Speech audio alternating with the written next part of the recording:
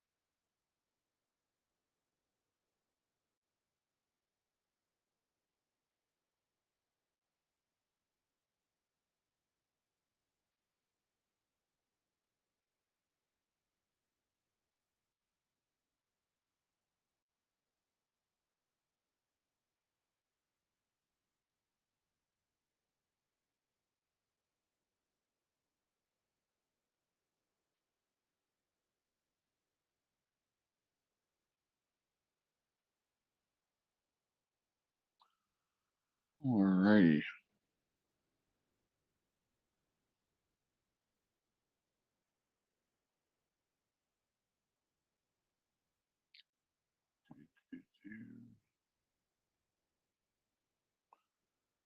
Got the YouTube link shared. Rumble.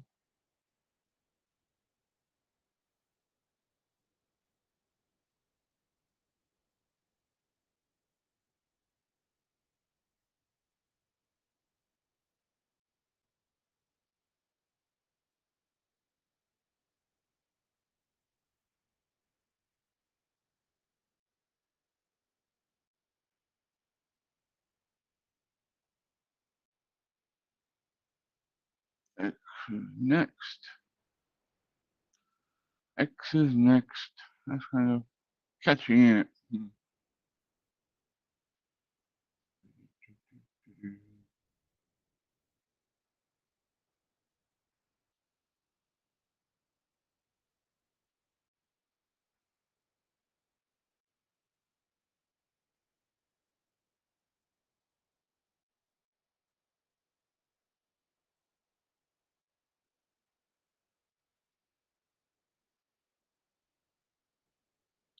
And my Twitch.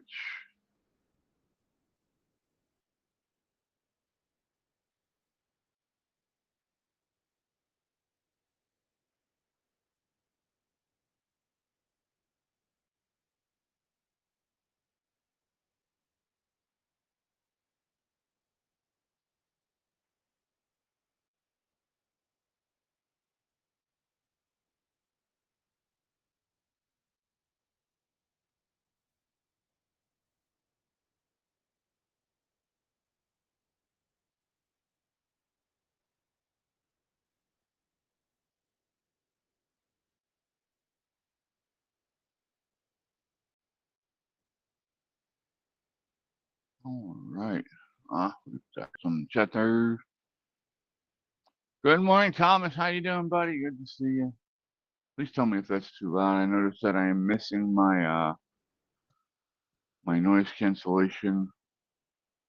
I don't want to blow anybody's eardrums out this morning. But I do have to watch myself this morning. While getting set up, I felt the wave of um, the pain symptoms came through,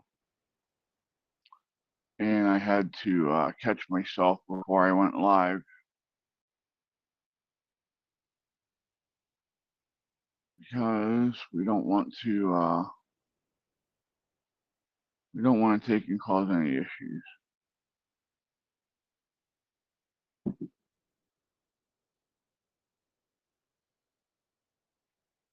So Thomas says we sounds good.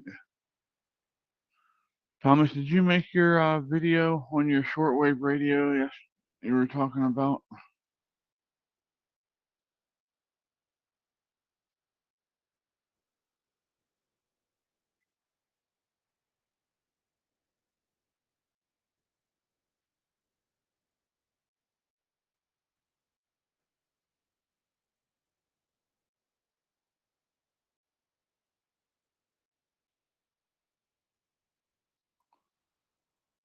There we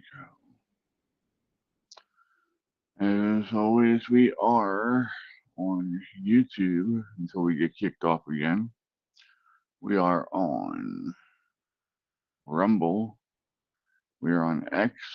We are on Twitch. If you don't like being on any of those platforms, you can join us over on our Discord server. On our Discord, I have the show cast through the movie room. There is a chat room there you can talk to us with. Um,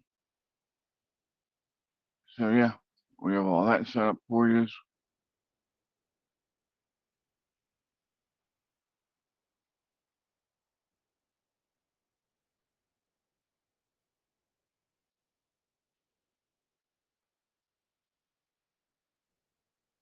Oh my.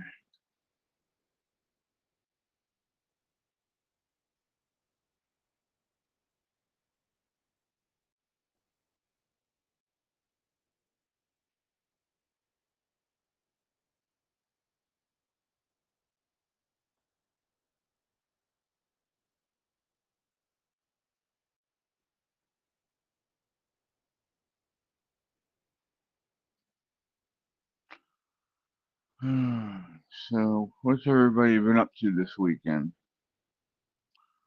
I know we did have a good talk yesterday morning.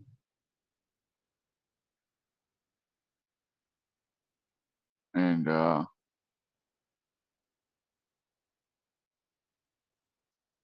yeah, I'm not going to do tomorrow. Hopefully, granddaughter is bringing some more radios back from the cabin. Oh, nice. It's nice of her to help you with that.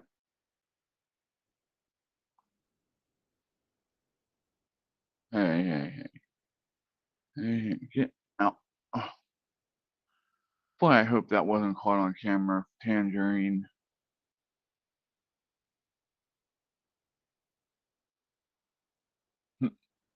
These cats are crazy, man.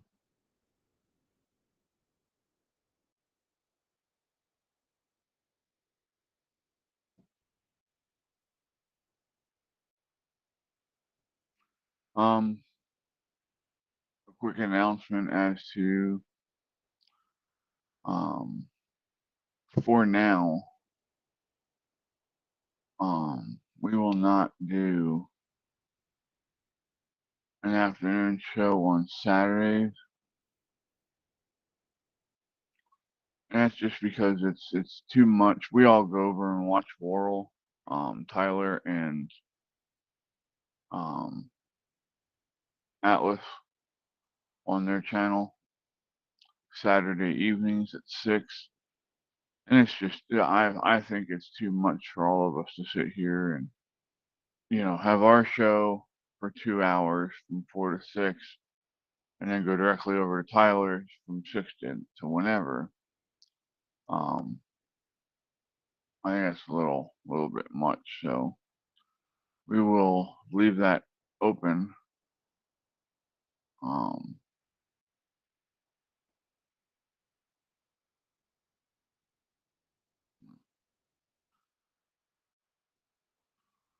but they had a really good guest last night on their show. Um, he was called the Native Patriot, I believe is what his name was. Let me go look it up real quick just to make sure I have it right after I share on Facebook my link.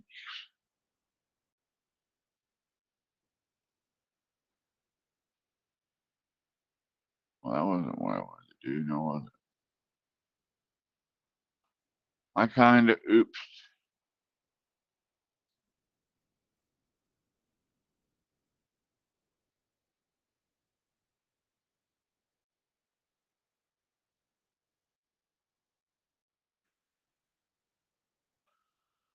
What else has been going on?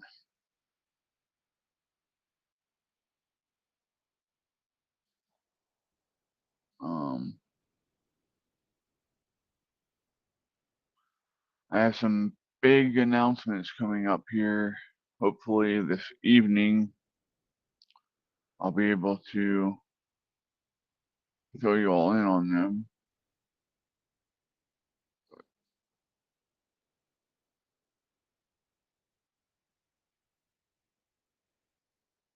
It will be good stuff, stuff that you have been asking me about. So,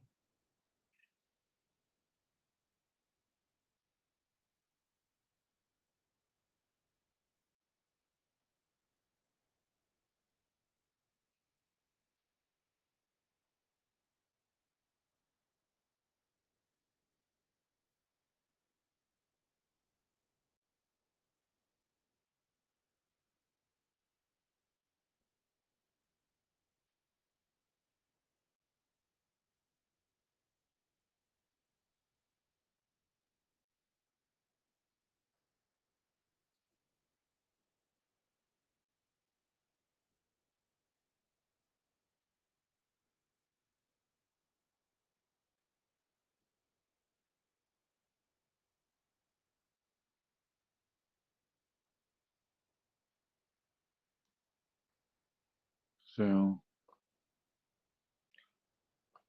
yeah, that's the plan anyway. Also, I guess we are going to be having an emergency council meeting this evening. Well, actually, this afternoon. It'll be, um, well,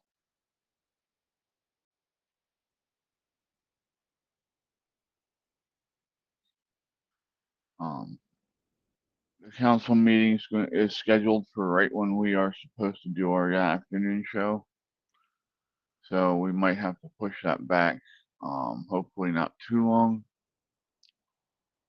But yeah, we have, for those of you on council, um, yeah, 3 p.m. Central Time is the time that I was told that we would that we're wanting to have that meeting. So, if you could please be there, at least 15 minutes early. That way we can get settled in and hit the ground running and actually get stuff done. So that way we can, get back onto the show.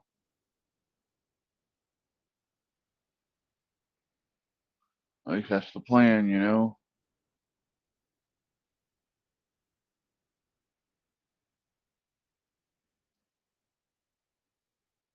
Thomas, it looks like you're going to be the only typer again this morning, huh, bud? I'm sorry.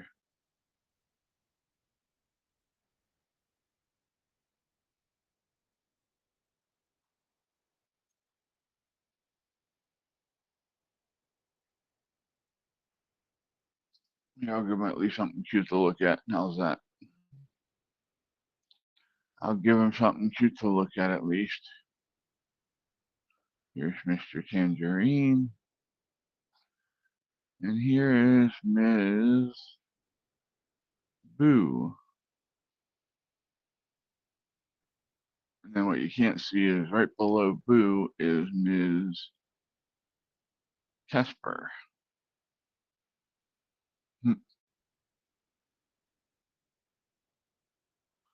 They're happy today because today they get a break from the cold weather because it is supposed to get up to almost 60 degrees.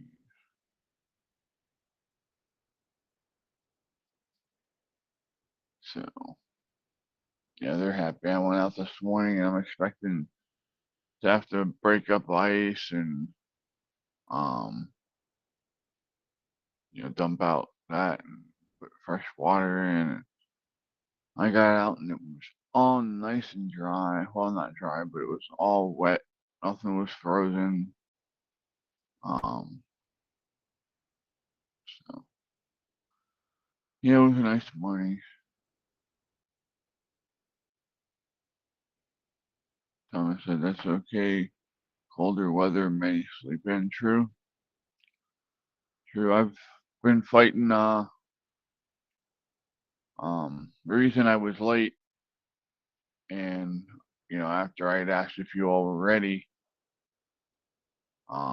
was because as soon as I sat down and I typed ready, I'm sitting here, I'm trying to get a couple things done, and that whole thing just washed right over me. And I knew I was going to pass out again. So I just held off on starting the show and passed out because yeah, no, it's just I don't want to scare you all. I really am okay. It's just um some days when I'm working to get set up and stuff and like last night I didn't sleep very well. So I'm going to be honest with you about my pain journey. Um, I think we'll talk about that this morning. How's that sound, Thomas? You want to talk about pain and how um, let me put it this way. Um,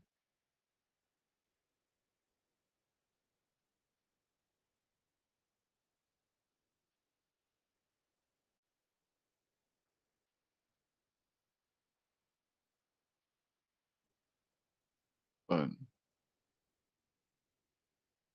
yeah, Thomas says that's not fun. I hate that feeling. Um,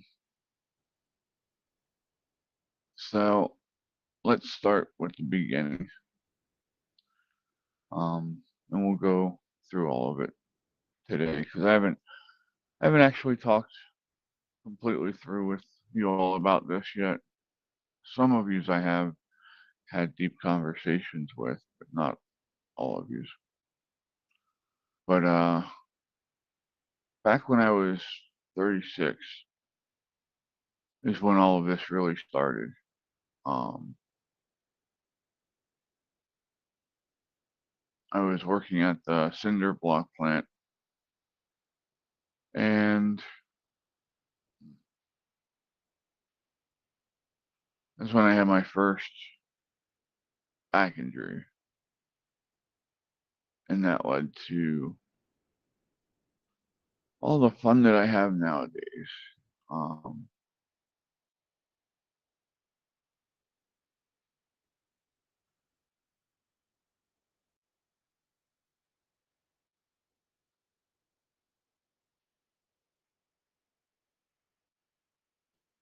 so one night I'm working,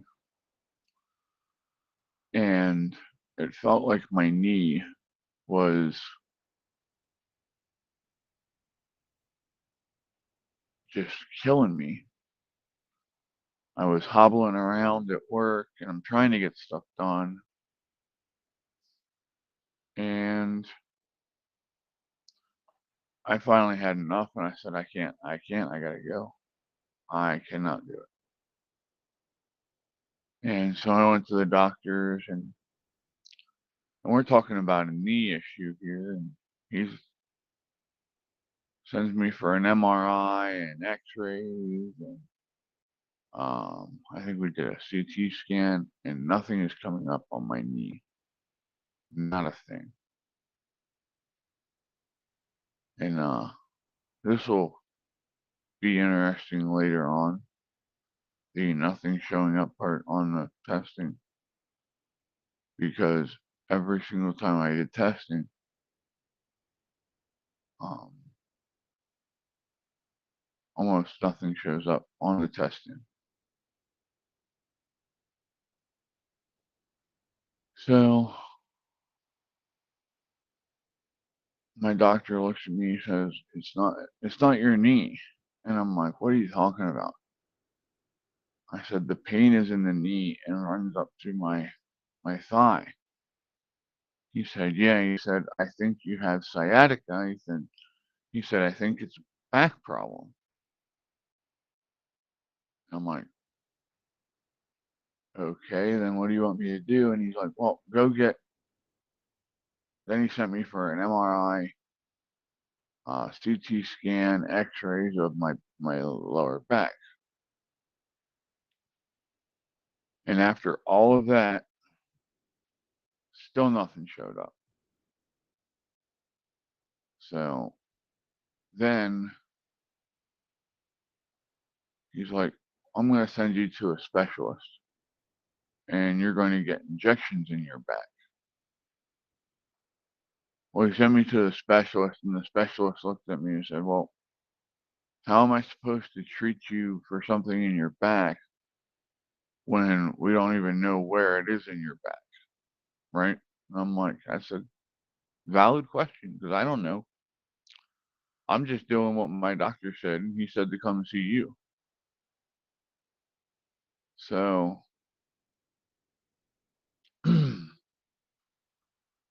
so we go and we head into there, and we're brainstorming, and he's playing around with my back, pushing on different vertebrae and seeing if he gets a reaction out of me. And um, finally he said, he said, I need you to go, and I need to pinpoint this. So he says to me, he says, well, now you're going to go and get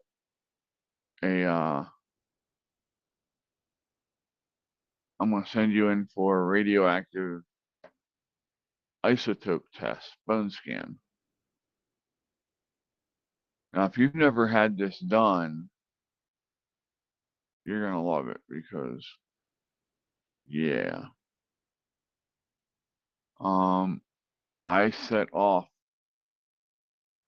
alarms for radioactive materials when I was done with this scan. It was great. People freaked the hell out, running everywhere, thinking they were going to die. I'm like, you're not going to die. It's just me. Chill out. But it's this yellow liquid, right, in a vial that they inject into your bloodstream, and it follows your bloodstream around. And so you get injected with this, and you have to sit there for an hour. And after an hour, they'll take and put you in front of a machine, and they'll look, and they'll see if it's in your system yet. And it was interesting. And then they start doing the scans, and there you are, stuck in whatever position they need, and they're just,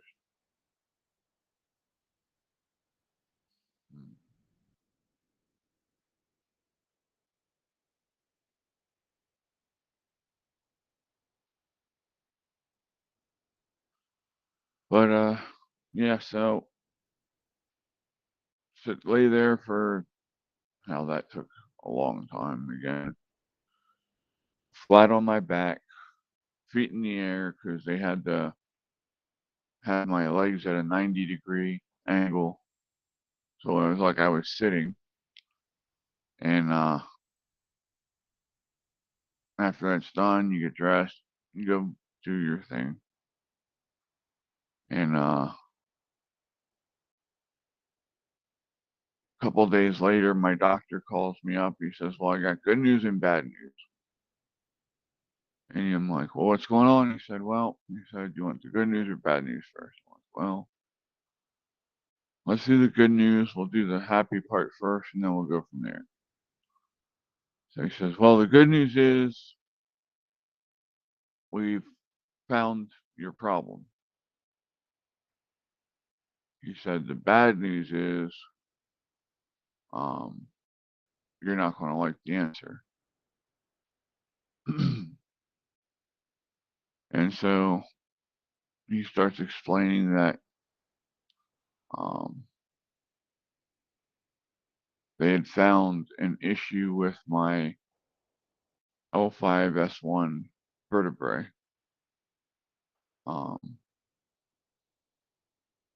it was causing problems a lot, like a lot. And so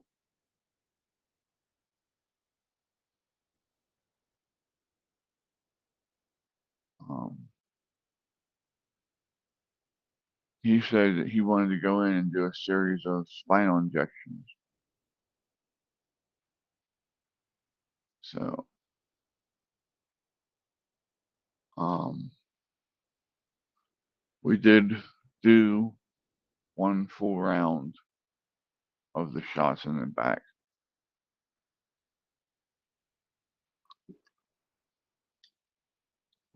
And I was very blessed because that round of shots lasted me and kept me going for 10 years,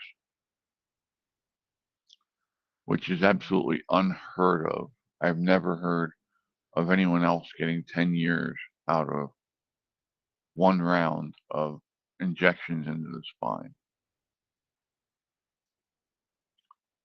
So, um,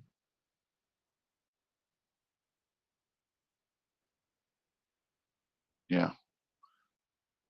So I go back to work and I'm working and stuff. And um, not about a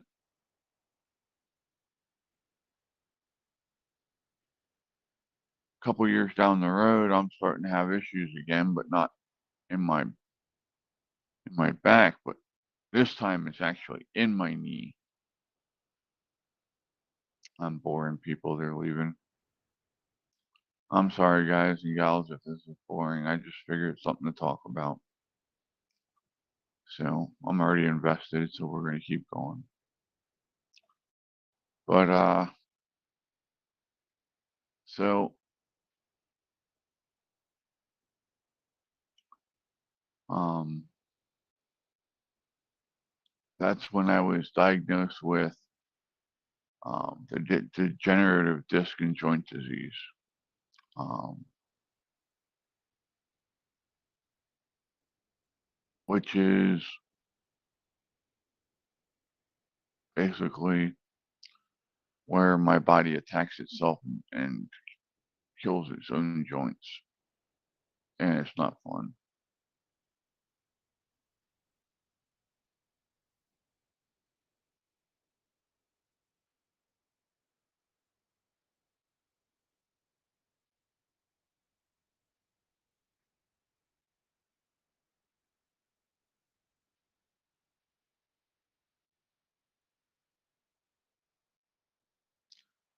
So,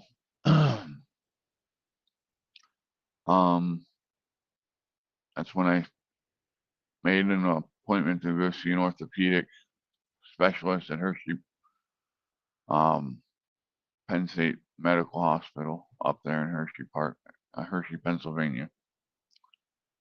And they were just ridiculous. I had one of the worst experiences I've ever had with the doctor up there.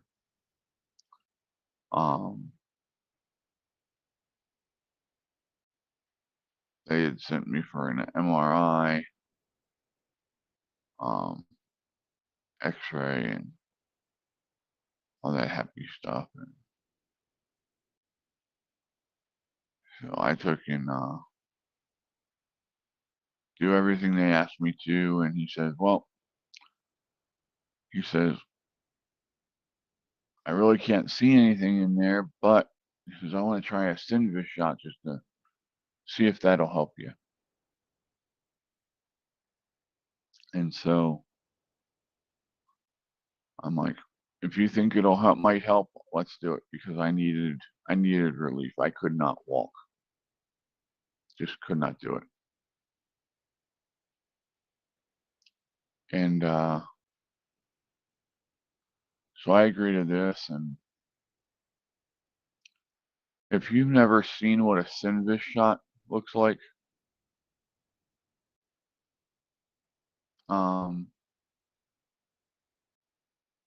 you're looking at a vial that is kind of obscene, in all honesty. It's just huge. It's probably a good 4 to 5 inches long by a good inch and a half diameter vial. And they inject the entire thing into your joint. Thomas said good doctors are hard to find. It takes time. It is definitely a process. So,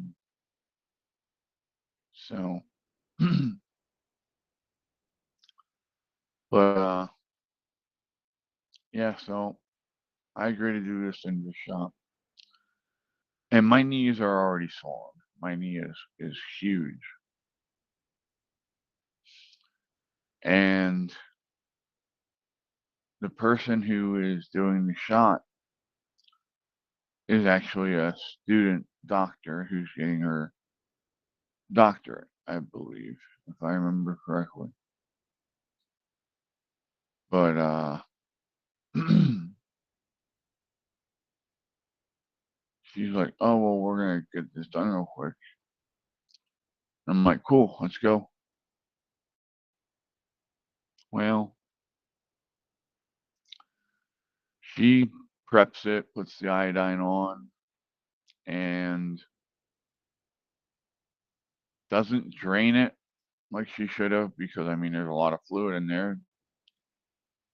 She just does an injection of Novocaine first.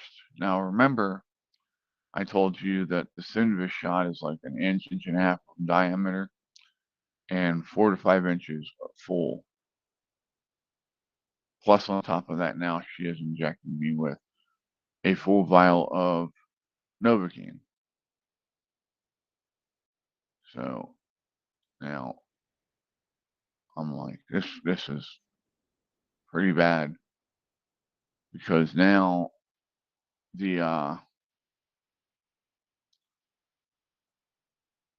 after the Novocaine, my knee is already swelled up and sticking out.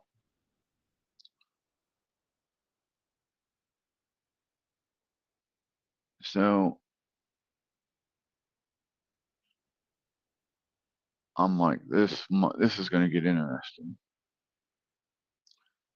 And then she's like, here we go, and she just jams the Synvisc shot in. I mean, she doesn't do it slow. She's not trying to make it comfortable. She just stabs and goes. That was it. And so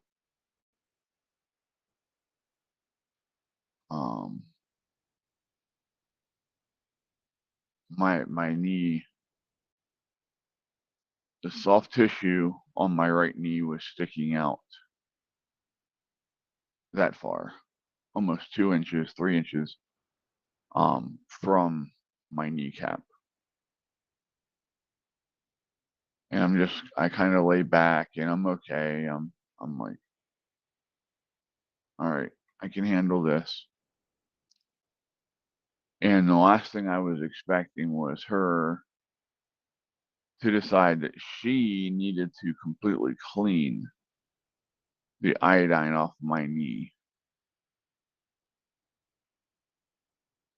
And so the next thing I feel is her with an alcohol swab in her hand, going like this really hard. I mean, she's pushing extremely hard on my knee. And this is after I had begged her not to, and I'm like, hey, well, I can clean up at home after this is settled down, I can do that. And she was like, no, I got to do this. I got to clean it up for you. And I'm like, that did it in. That did me in. I scared Lori, who was there with me. I turned pure white. She said I was just done. I passed out, and when I came to, I got violently ill from the pain, and yeah,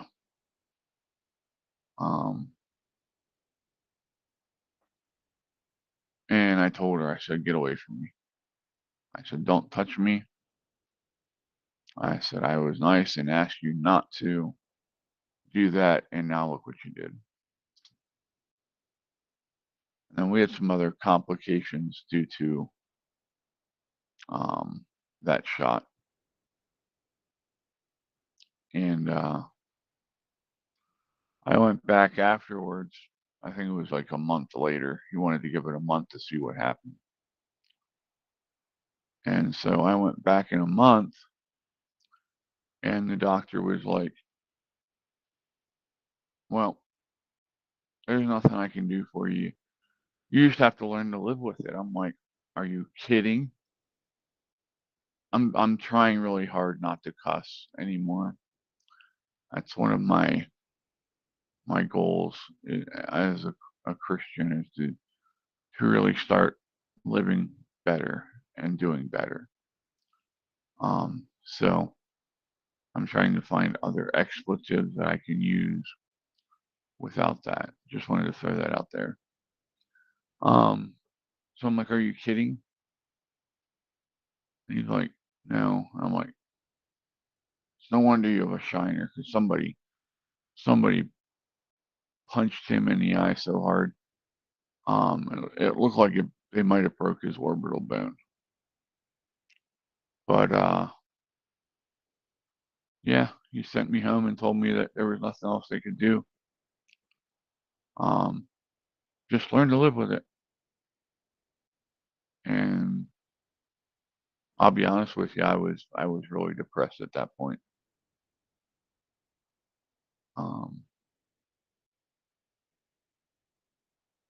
To the point I went home and I just laid in bed. I couldn't do anything. I couldn't walk.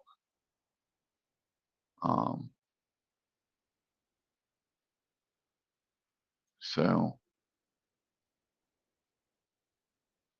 and then one day Lori calls me while she's out in the car and she's like, hey, I heard about this this orthopedic surgeon that I would really like you to go check out. And I said, well,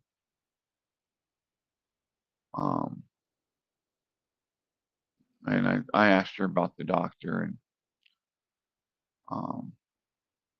finally I said, okay, I'll check it out. Let's make an appointment. And Lori, being the wonderful person that she was, goes, nope, I already made it. You're going this date, this time.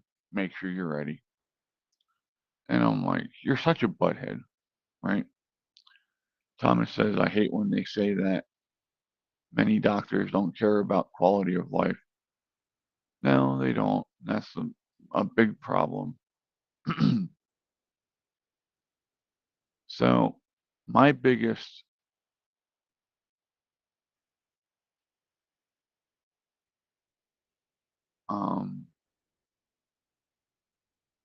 deception of myself honestly was that I was going to go back to work.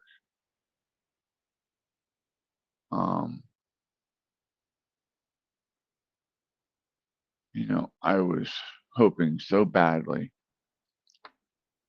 that I would be able to get back to work and, go back to my life and making money and, taking care of Caitlin, that sort of thing.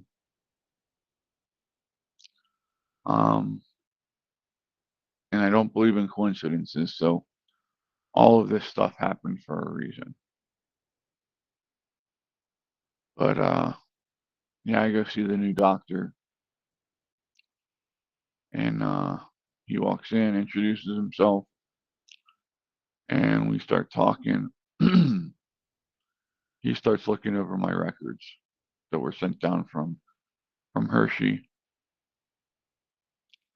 and then he starts looking at the X-rays that they had just taken in his office. And he looks at me and says, "What the hell were they treating you for up there?" And I said, "I have no idea." I said, "That's why I'm here." I said, I said, I was at a loss." And he says, "Yeah," he says, I don't blame you. Um, he says, "Let's see if I can get you figured out here." And so thankfully,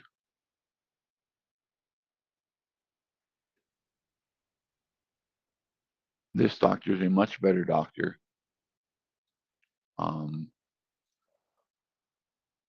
And he figured out that the main problem at first was that my kneecap wasn't tracking like it was supposed to.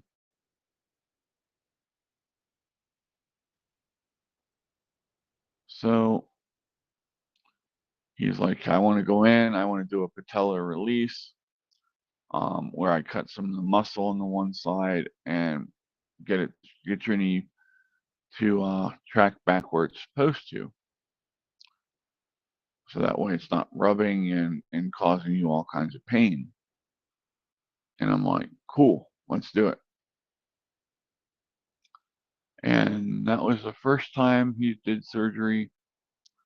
Um, since then, he's done 6 or 7 more surgeries. He's the only orthopedic that I will let touch me anymore. Um,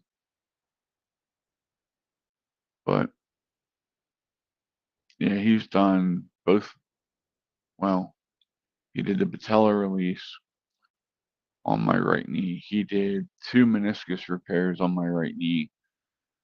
And then finally, he did a full replacement of the right knee. Um, and in the process of all that, I was still having the back issues. I was having massive pain in my lower back at this point. And so my family doctor's like, I want you to go see a neurosurgeon. And so I went and saw my spinal specialist, my neurosurgeon, for the first time.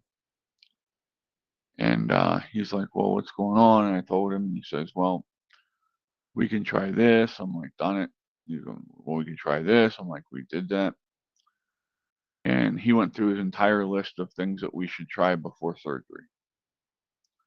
And I'm like, "Yeah, we've already done all these things. None of it's helped." He says, "Well," he says, "then I guess what I can do is we can go in, we can do a laminectomy and see if that helps. Well, for those of you who are not familiar with that lingo, a laminectomy is where they go in and they trim down the disc to get it away from your spinal column, your sciatic nerve. And so I'm like, okay, cool, let's do it. And so we went in and we are doing the surgery. And my surgery took longer than normal.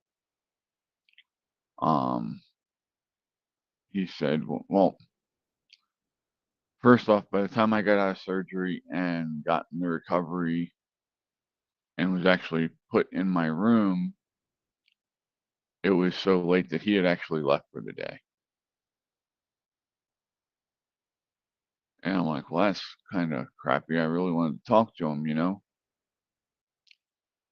And I wake up the next morning. They do all their blood draws because, you know, they have to make sure that I'm not getting any kind of infections after the surgery. And the next thing I know, the doctor's in. And I'm like, oh, I was told that I wouldn't see you till probably Monday. He said, yeah, he said, today is my day off. He said, but he said, I really needed to talk to you about your surgery. And he said, everything went well for the most part.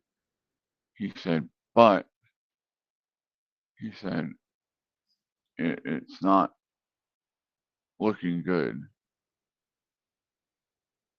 And I'm like, well, what do you mean? He's like, well, your vertebrae are giving you issues. It's not just the he said it's not just the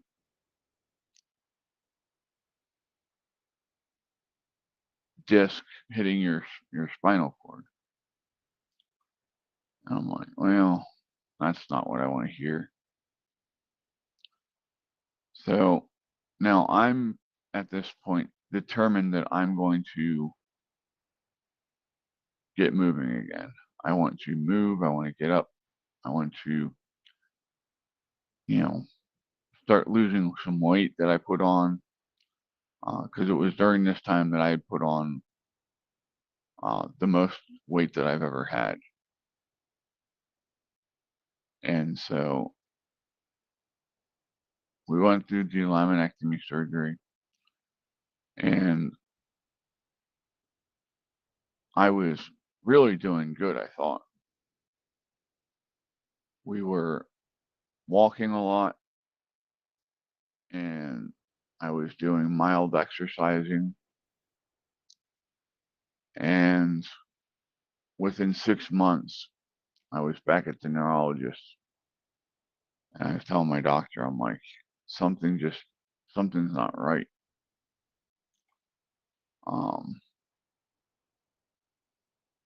And so he sent me for MRIs and x-rays. Nothing comes up on any of this. And finally he's like, well, I'll petition the insurance company to see if we can do exploratory surgery and see what I find when I go in there. He's like, you know, I'll get it cleared that we can do a fusion if it's deemed necessary, was what I believe exactly what he said. For those of you who do not know what a fusion is, there's different kinds of fusion now. But the fusion that I had done, they were talking about was they go in, they remove the disc, and they take and pull some bone marrow from your vertebrae to create a cement with it. And then they use that cement to go in between. My first one was my L5S1. So they used that cement that they had gotten all that blood components from in there as a cement. But on top of that, they put in plates and screws, and it's a mess. And it took a long time to heal from that. You know, but yeah, he goes in and does the surgery, and he comes out and he tells my mom and Caitlin, and Lori that the vertebrae was that bad that it literally crumbled when he touched it.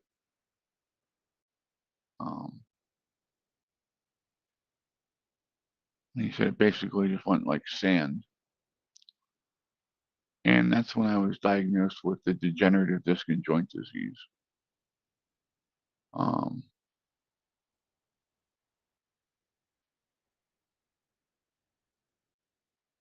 But that really, just that fast. I mean, he was just in there, not even 6 months before this, working on me. And it didn't look anything like that. And within 6 months, it deteriorated that fast.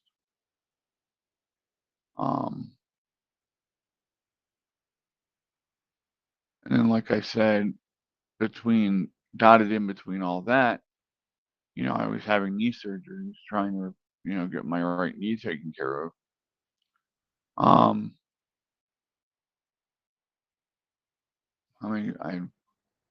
The patellar release,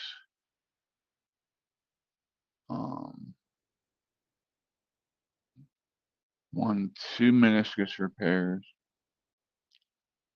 So Dr. Becker did 4 surgeries on my right knee.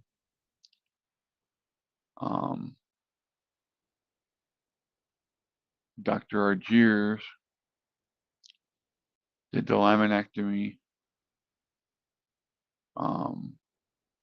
the diffusion, and he also put the spinal stimulator, and I have a spinal stimulator in. Good morning, Jamie. How you doing? So I get the spinal stimulator put in, and that was an experience in itself. When they put a spinal stimulator in, they have a guy that sits there and puts needles into different parts of your body. And in order to make sure that your brain is functioning correctly and that you're not paralyzed, he is forced to make contact with the nerves in those parts of your body and cause them to contract. Well, apparently he did my jaw, and I bit a chunk of my tongue out. That was fun. I'm sorry to hear that, Jamie. That's never easy to wake up from a nightmare. But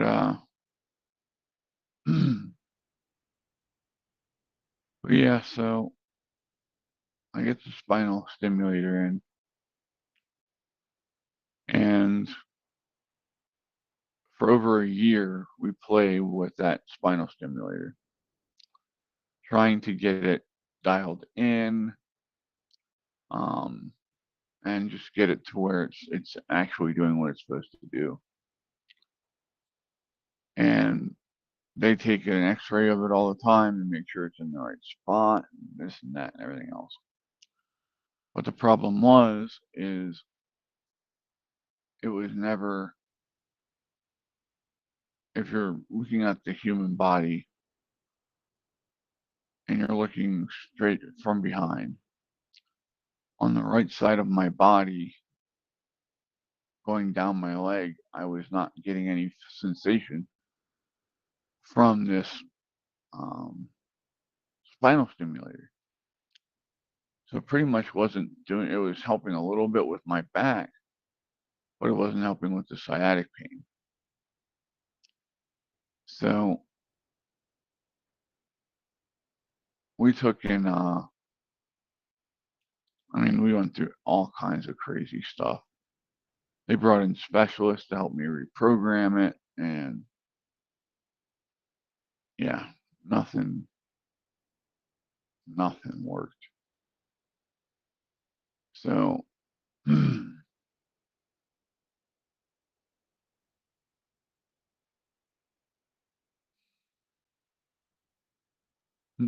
trying to make sure I get everything in order here.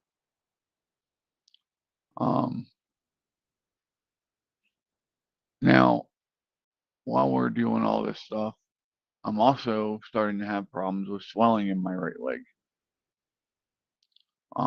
up my thigh area. And so eventually I have to go see a vascular surgeon and get a sonogram done on my right leg. And lo and behold, I have a an extreme varicose vein where the valves stop working and they just blow up. So I had surgery to correct that. Now I was hoping it would be like back in 2001, I had the same issue. But I was one of the first people in my area that had a new procedure done where they went in through the vein and burned it shut from the inside. And so that was an amazing experience. Um, I was back up and walking on it on the same day. I was only out of work for 1 week. Um, and yeah, one of the easiest surgeries I've ever had, in all honesty. But now fast forward, um, what, about 10 years, and the right one's acting up, and my doctor looks at me, he says, there's no way I can't do the ablation, burn, going up into the vein. He said it's just too dangerous. He said if we would have caught it sooner, we could have done that. But um,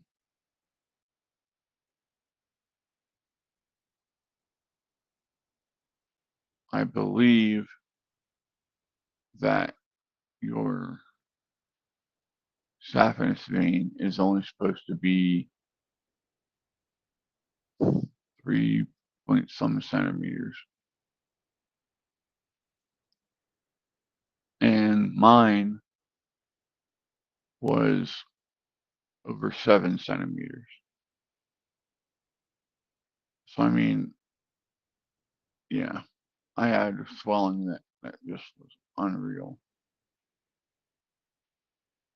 So they ended up going in, closing. Well, they stripped out the saphenous vein on my right leg, and yeah, thankfully, um, that doctor was a really great doctor as well. Um, Now, we did have complications during that surgery. Um, that's when I found that I had sleep apnea, I had stopped breathing numerous times during surgery where they had to revive me.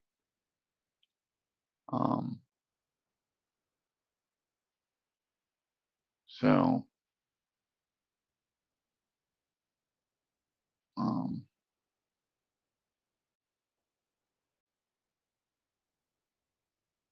and with that, so now I'm on a CPAP machine, and I'm just dealing with everything the best that I can. And please don't take this as I'm whining or I'm complaining. Was it easy? No. But I also know how lucky I am that I was able to get the care that I needed. So there's that. But back to now, it's just between my orthopedic and my my neurosurgeon. And so I'm going back and forth between these two, getting different surgeries done. And, the latest one I had done was my left shoulder back in February of this year. November of last year, I had to have my entire spinal stimulator system replaced, so I could have an MRI so I could get the shoulder surgery. But in total, I've had 21 surgeries in 8 years. Um,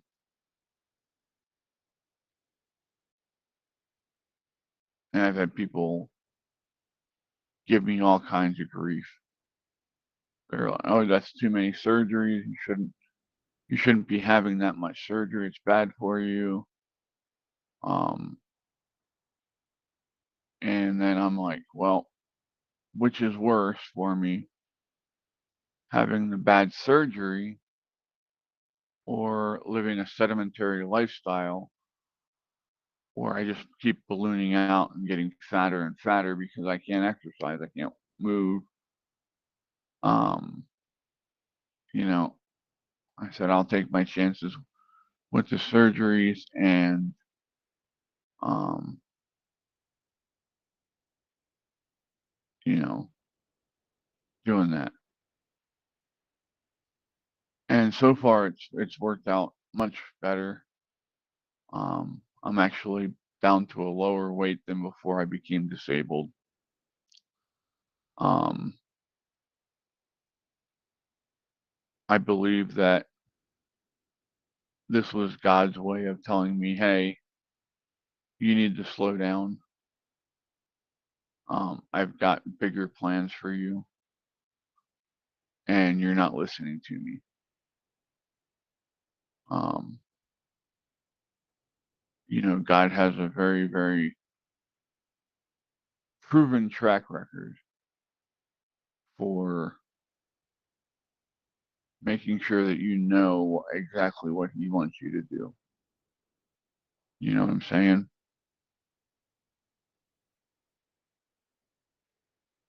And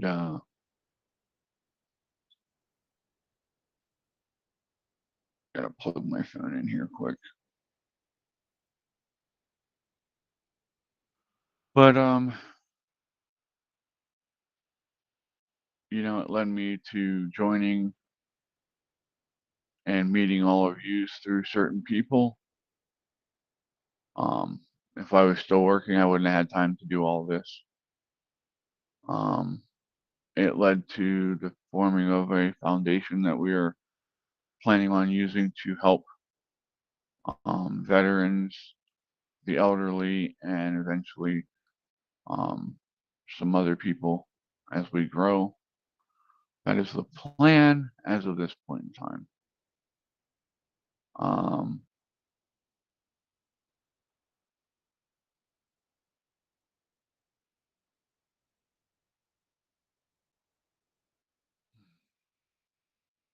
Yeah. When it comes to pain, I wish there was a way that I could snap my fingers. I take all the pain and nobody else has to deal with it. And I mean that sincerely. Um,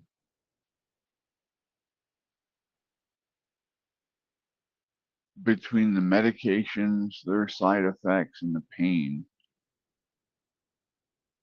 um, it's it's just bad.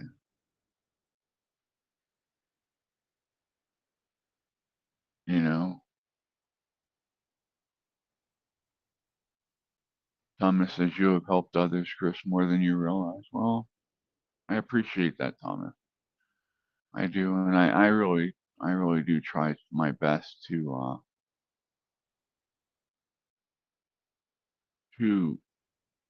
first off better myself every day. I'm always trying to learn something. I'm always trying to work with people and help them to better themselves or better their quality of life. Um, and yeah, um, I've been very, very blessed um, to be in the situation that I am in, given um,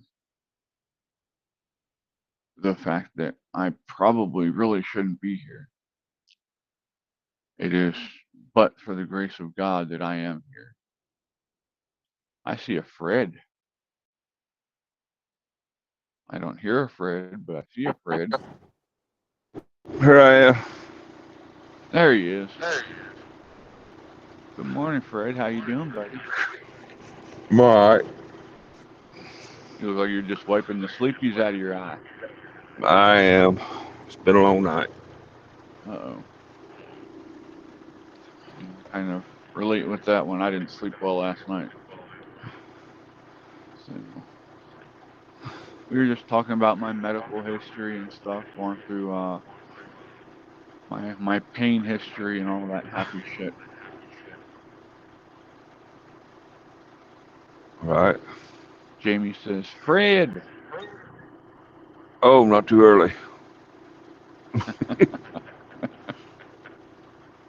My. So we're supposed to have a pretty nice day here today, Fred. Supposed to get up to almost 60. I have no idea here. Might try and get that new door put on here.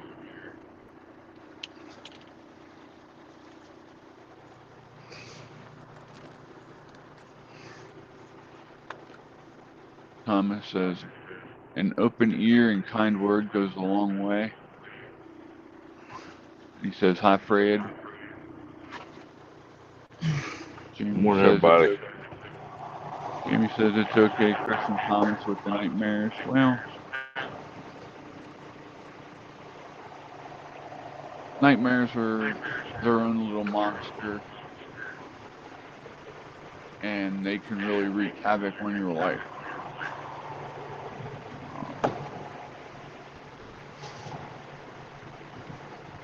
So I do feel bad for people who deal with that on a daily basis. And as always, I'm always here if any of you need to, call and talk or whatever you need to do. You can call and yell at me or, whatever you need to do to emotionally stabilize yourself. That's, something that I, have always tried to do is be there when you need me.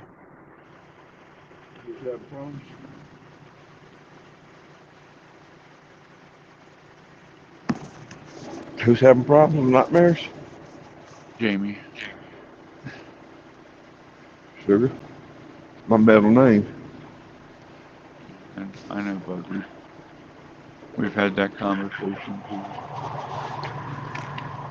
So, but Just don't stand up in the middle of the bed and have the ceiling fan hit you.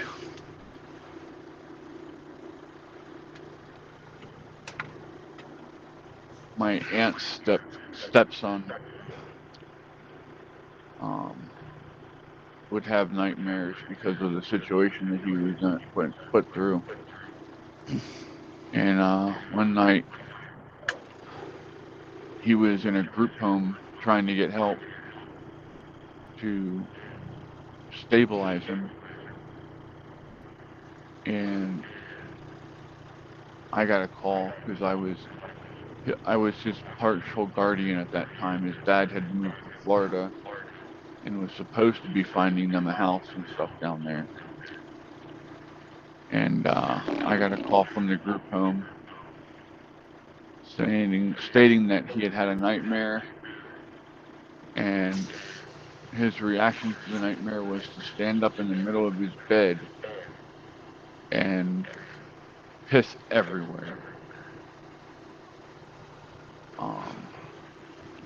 And they proceeded to tell me that I had to come pick him up because he was just not, they couldn't keep him there. So I was like, that's kind of counterproductive, isn't it? If you're trying to help people and somebody's that severe. I mean, I get part of it, you know, he is bunking with other kids. So you really can't have him pissing on other kids. But, yeah. Well, they're supposed to do medicating. They frown on that. No, I don't agree with that either, because I've seen firsthand the abuses that happen from over medication. My brother was in a horrible place outside of Philadelphia. Well, it was actually outside of Trenton, New Jersey. If you've ever heard of Eastern State Penitentiary, right over the railroad tracks from Eastern State Penitentiary, they had a children's facility called Eastern State School and Hospital. Didn't they close that place down for abuse or something? They did. That was one of the reasons why Reagan shut down the system. That was right featured on Ghost Adventures or something. But the people who worked there were drugging the. Hi, Latoya. Good morning. They were drugging the kids and putting them to bed just so that they wouldn't have to deal with them. They were, after the rest of the daytime staff would leave,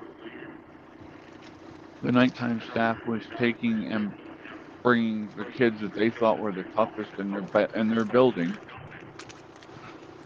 and then they would go to other buildings, and they were having literal fight clubs in the basement. Yeah, I remember that. Yeah, it was crazy. The shit that went on. One human will do to another one. And you know, when I found out this stuff, I was so mad. But there was nothing that I could really do. I mean, I was only 14 at the time. And when he got out into a really great system. The only critique that I have of the system he got into was they were overly empathetic. They tried to make up for all the stuff that the kids went through at Eastern State. But they got them a house that they lived in. They had video game systems. They used to go out to eat all the time and do this and that, everything. And the problem is when you're dealing with kids like that, they will abuse the system as long as you let them. And part of that was not having consequences when they got out of line.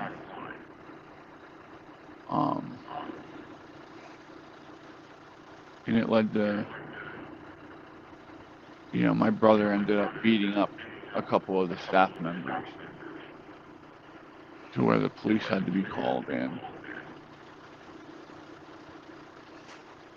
But yeah, I mean, I can't even fully start to understand the shit that he went through there. But because of that trauma, it put him on a track of where he's just been stuck in the system his entire life. He's spent most of his adult life in prison. So, and I mean, you can almost directly pinpoint it right back to his time at Eastern State.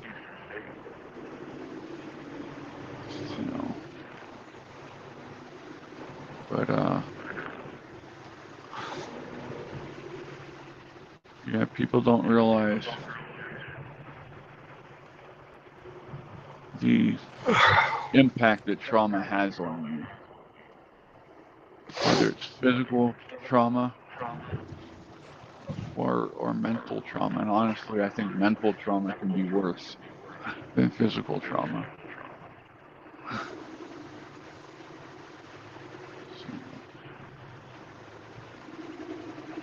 But we need to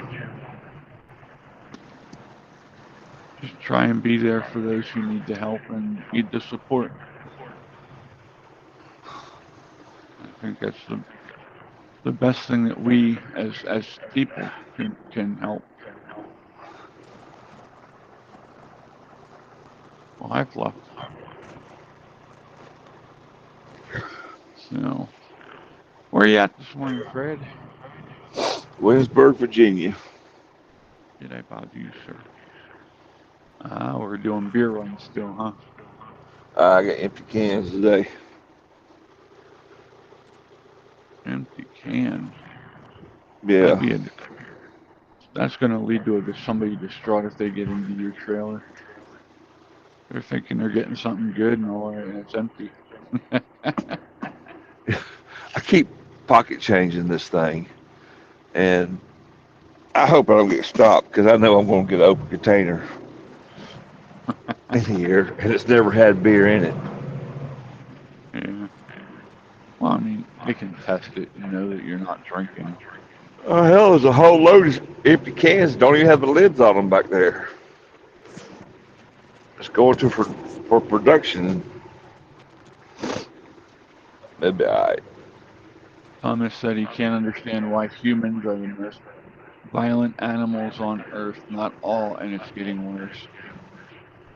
I've said for years, Thomas, the most destructive force on Earth is humanity. Well, it'd be different if it was a survival thing, but it's not. It's just pure meanness. Yeah. It's hate. It's just a lot of it's greed. Greed and megalomaniacs who just want power.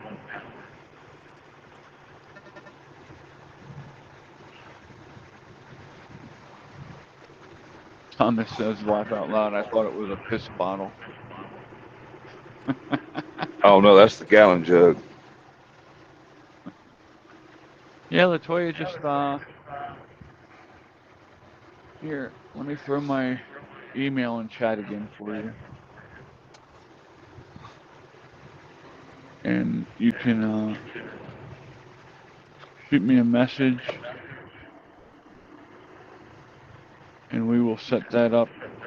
Just let me know what day and what time works for you.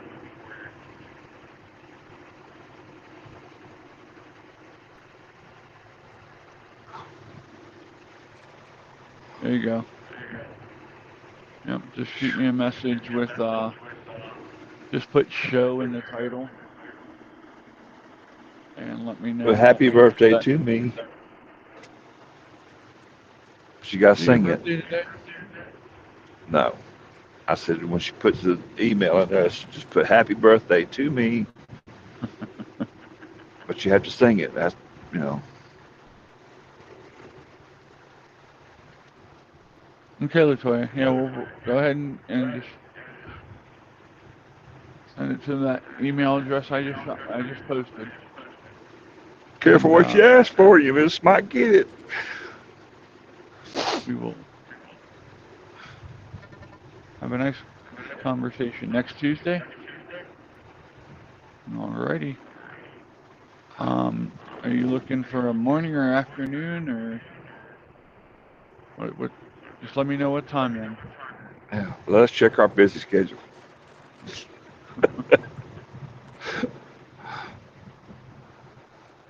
I gotta start baking soon. Fluff, that was one of the not graceful. Come here, buddy. Oh, you're getting stuck in the water bowl. Here, I'll move. Ah, thanks, Fluff. He stepped in the water bowl and then flung it all over me. Gotta love these cats. Latoya said, "Hi, Fred." Hey, So, um,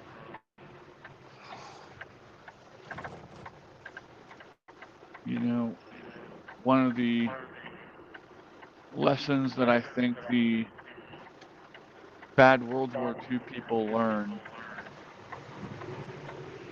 after the war was that if they changed their messaging and they try to make it look like they're working for the betterment of humankind, that they can get what they want through peaceful actions. And I believe that's what they're doing right now with the WEF, World Economic Forum. Um, they're using the money that they got from the war to fund these world programs.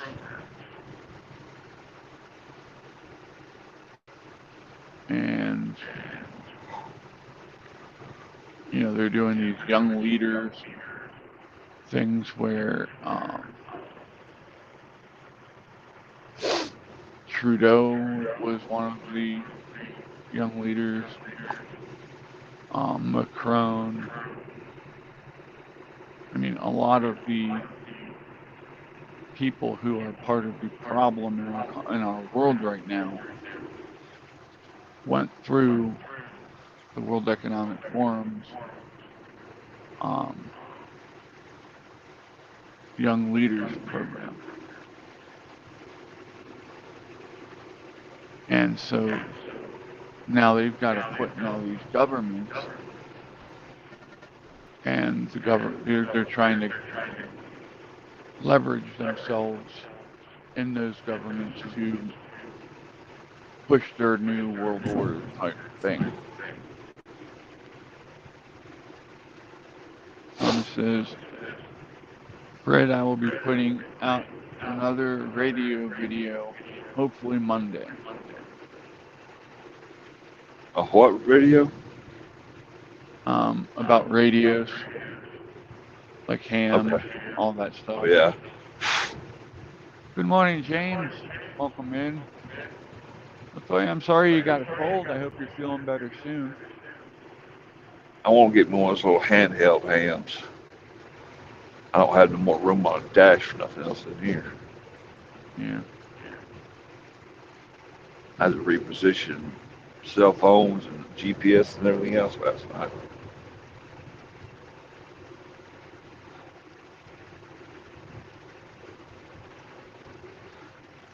Yeah, let me post a Discord server link.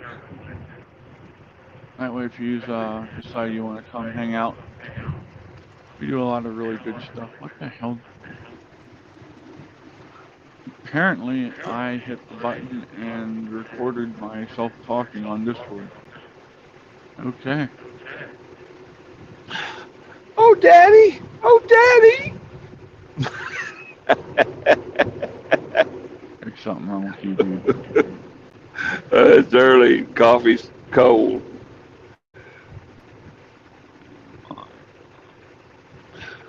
Hey, I'd be glad Corey ain't here fucking with me. Give it time. I know. I just woke up the devil now, didn't I?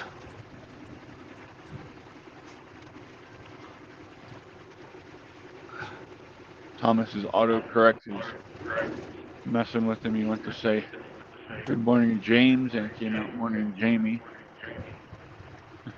Gotta love when that happens.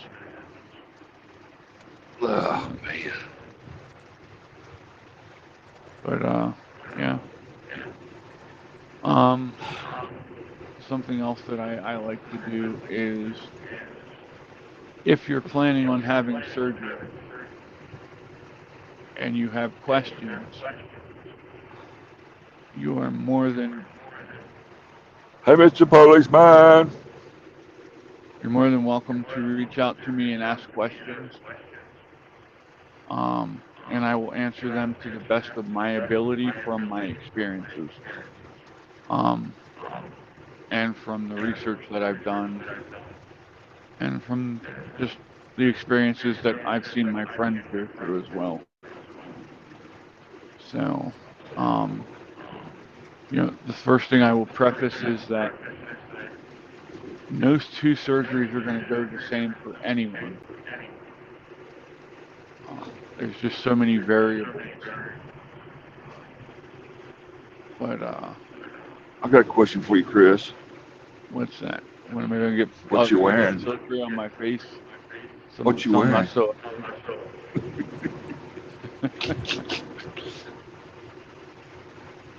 I'm wearing my sweatshirt and sweatpants. Oh, damn, you got pants on. Never mind. It was still cold this morning. They get you one of those little diesel heaters. I looked into them. Hey, there was one of those, a link like I sent you. Uh-huh. They're powered by 12 volt. Yeah, it's carbon. And they're also Bluetooth from the house. It'll be real hot and fresh when you get in there. Well, I mean, if I can bolt it to the floor so that the cats can't knock it over. Well, there's that tall skinny one, but there is a wide one they can't knock over. Yep. Go. If you still have that link, go back to it and scroll down, and you'll see the different. Yeah, I have. I found out they actually have them at Home Depot. Are they more expensive or? Yeah, they're comparable. Not that big of a difference, price-wise. So, but I know a friend of mine who has a. What size is his shop? His shop's like 24 by 24, 24 by 32 or something like that. And that little generator, and it's uninsulated. It's just a wood frame and metal siding. And Hmm. that little heater will heat, the smallest one will heat that whole damn shop up. It might take a minute to get it up to heat, from start, but it'll maintain the temperature. Yeah. It's like 1 gallon of diesel fuel lasted, crap, I'm trying to remember, hours and hours. I think it was like 24 or 36 hours, depending on what size model you had. Yeah, see, this one here is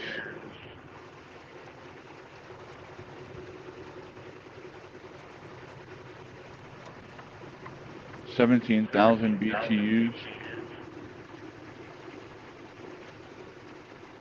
We're using the Shit, your little car. shit, that'd be blood and broil. Yeah, I mean, I'm sure you can set it for where it has a temperature gauge on it, Oh yeah, I'm sure it does. Just saying. so it goes on and off. I like it because you can Bluetooth it from your phone. Yeah. On. I'll be out there in a minute.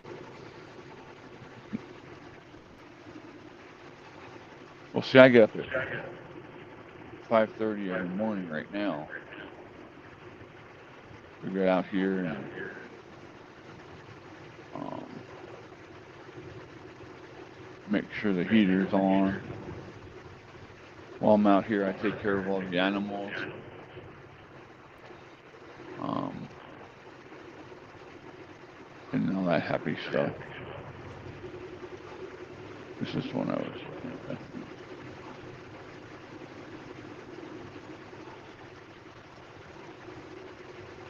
Yeah, they have two of them.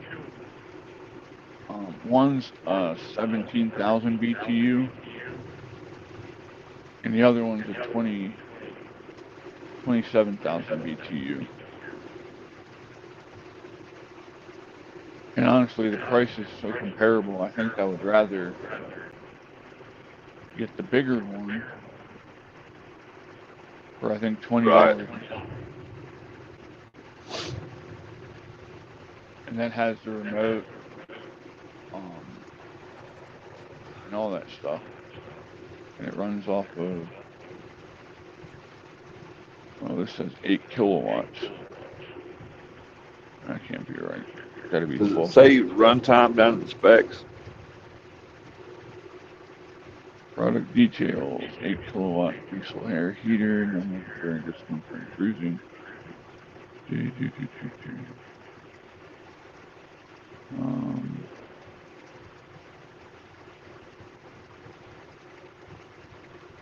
I don't remember seeing it in there, but I know the guy who was doing the little video on it said something about that runtime.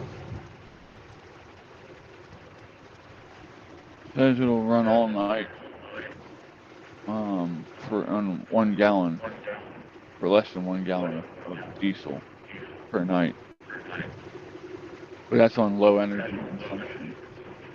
Right. But I mean, if I have that big one in here, it's gonna keep, um, coming. It's not gonna be running constantly. Intelligent dual control. Take control of your heating experience with our 32-foot long distance remote control and LCD. Preheat your vehicle from outside. Keep the interior warm. Okay.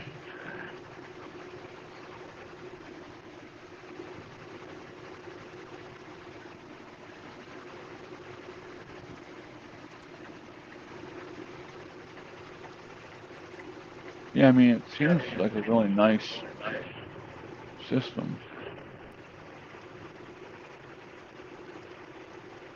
I know.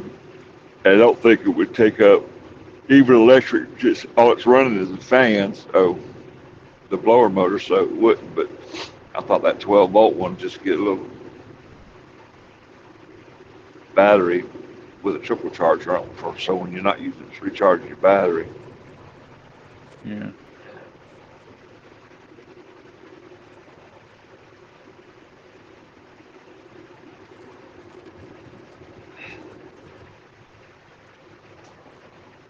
So I mean, that's I'm not. not a fan of those electric space heaters. This one here is not bad. It's one of those infrared ones, and it's got the thermostat on it, so it'll come on and off. So once I get a new door on with the cat door, they can still get in and out, but it can be sealed up. And I'm going to put a little bit of insulation on that front wall. And I'm going to insulate the ceiling better. And that's going to, I mean, this thing wouldn't really run that long, I don't believe. I think it would actually go on and off for most of the night. Thomas said his runs 12 hours on 1 gallon. He says if I have any questions, I can call him. All right, Thomas. Yeah, no problem. I'll give you a call later today if that's okay. You have a fall fan. You know, hot button too. You're right there in front of the heater. But yeah, we had it the other day. Katie actually left. I'll be right back, guys. All right, bud. The other day, Katie actually left the this heater on overnight, and it ran fine.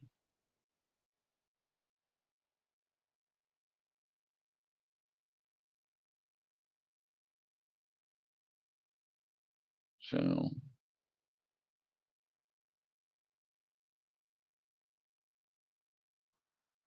but yeah, Thomas, they do. I could actually probably just go down to the farm and buy some off of them. All the farms around here have off-road diesel for their tractors and stuff. So, but well, y'all, it's 9:02, so I'm gonna go ahead and wrap this up. I appreciate y'all being here and hanging out. Latoya, go ahead and email me, and we will set up a time on Tuesday for us to have a nice discussion, so we can get to know you better.